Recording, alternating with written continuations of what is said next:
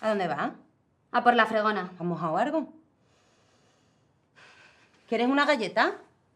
Para galletas estoy yo. Hija caduta.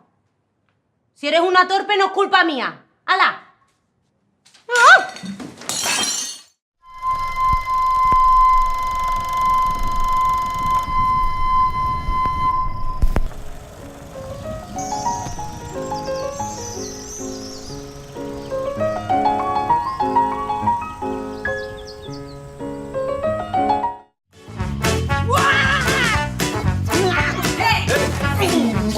Ich habe jemanden kennengelernt.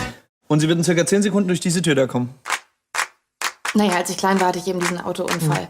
Und seitdem habe ich diese Hüftprobleme. Ich will mich nicht beklagen und die Schmerzen als ein Geschenk sehen.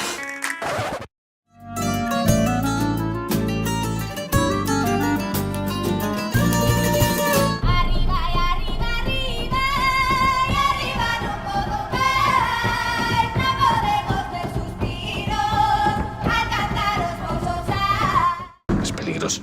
Quizás.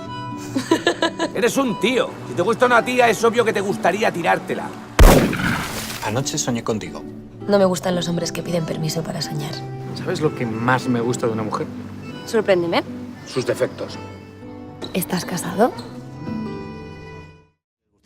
¿Qué te crees que harán cuando sepan lo que nos ha tocado? Yo le corto los huevos.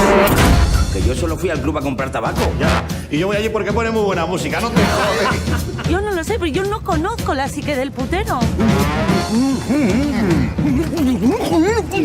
¿Pero qué coño dices?